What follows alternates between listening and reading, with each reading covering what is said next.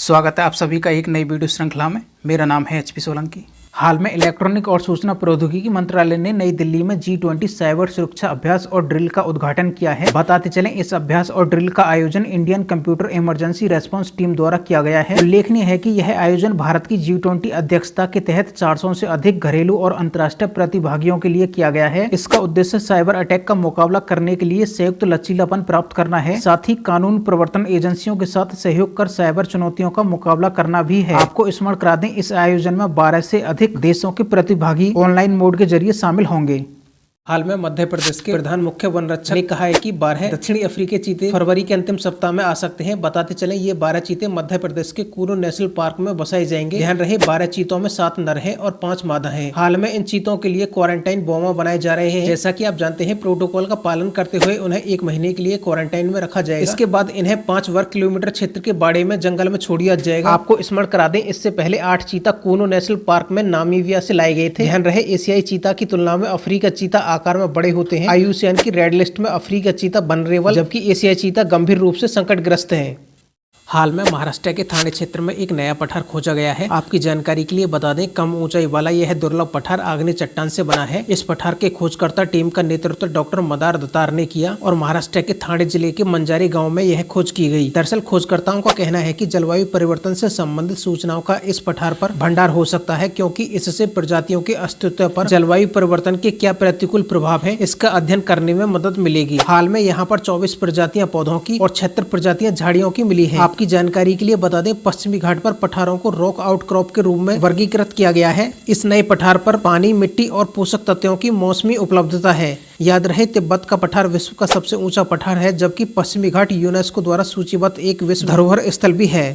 दरअसल भारत की अध्यक्षता में G20 की पहली international financial architectures working group meeting 31 जनवरी को चंडीगढ़ में आयोजित की जा रही है। आपको अवगत करा दें, इस बैठक में G20 सदस्य देशों, आमंत्रित देशों और अंतर्राष्ट्रीय संगठनों के लगभग 100 प्रतिनिधि भाग लेंगे। ध्यान रहे, इस मीटिंग का संचालन वित्त मंत्रालय और RBI द्वारा संयुक्त रूप से किया जा रहा है। इसके साथ ही बैठक में सेंट्रल बैंक डिजिटल करेंसी अवसर और चुनौती शीर्षक से एक G20 साइड इवेंट भी आयोजित होगा। आपकी जानकारी के लिए बता दें, international financial architecture working group G20 देशों के वित्त ट्रैक के लिए एक महत्वपूर्ण संरचनाओं में से एक है। याद रहे, G20 की स्थापना 1999 में हुई और इसका उद्देश्य अंतर्राष्ट्रीय आर्थिक सहयोग हेतु प्रमुख मंच के रूप में कार्य करना है।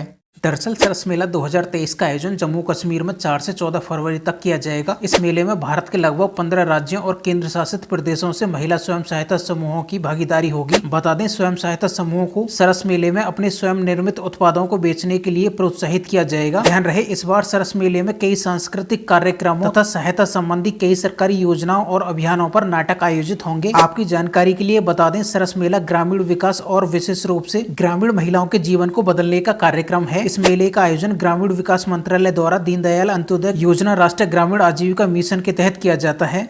हाल में भारत सरकार ने याया तसो को लद्दाख की पहली जैव विविधता विरासत स्थल के रूप में प्रस्तावित किया है। ध्यान रहे, इस प्रस्ताव पर गांव के कई हितधारकों और सिक्योर हिमालय परियोजना के बीच कई दौर के परामर्श के बाद हस्ताक्षर किए गए हैं। आपकी जानकारी के लिए बता दें, इस याया तसो विरासत का भौतिक क्षेत्रफल 60 वर्ग किलोमीटर है, जिसमें एक झील का वाटर साइड भी शामिल है। यह क्षेत्र लद्दाख में 4820 मीटर की ऊंचाई पर स्थित है। यह पक्षी प्रेमियों के लिए स्वर्ग है। बताते चले, याया तसो क्षेत्र काली गर्दन वाले सारस का प्रजनन स्थल भी है। स्मरण रहे, सिक्योर हिमालय प्रोजेक्ट वर्ष 2017 में लॉन्च हुआ था, जिसका उद्देश्य उच्च श्रेणी के हिमालयी पारिस्थितिकी तंत्र में अल्पाइन चारागाहों और जंगलों का स्थायी प्रबंधन करना है।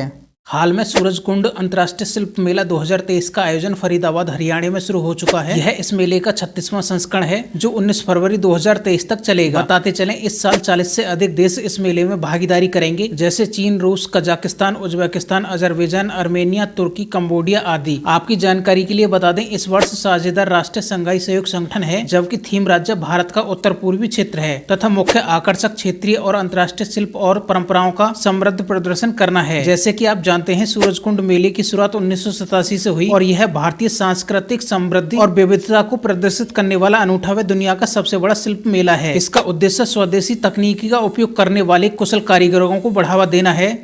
दरअसल 31 जनवरी 2023 से खेलो इंडिया यूथ गेम्स की आधिकारिक शुरुआत हो चुकी है। इन खेलों से संबंधित विशेष मोबाइल ऐप को भी युवा कार्यक्रम और खेल मंत्रालय ने लॉन्च कर दिया है। ध्यान रहे, इस मोबाइल ऐप का उद्देश्य खेलों के बारे में सभी जानकारियों की सुलभ उपलब्धता सुनिश्चित करना है। बताते चले, इन खेलों का आयोजन मध्य प्रदेश में किया जा रहा है। इन खेलों का यह 5वां संस्करण है। इन खेलों में 6000 खिलाड़ी भाग लेंगे। स्मरण करा दें, खेलो इंडिया कार्यक्रम की शुरुआत भारत में खेले जाने वाले सभी खेलों हेतु एक मजबूत ढांचे का निर्माण करके भारत में जमीनी स्तर पर खेल संस्कृति को बढ़ाना है। गौरतलब हो, खेलो इंडिया स्कूल गेम्स इस कार्यक्रम का मुख्य हिस्सा है।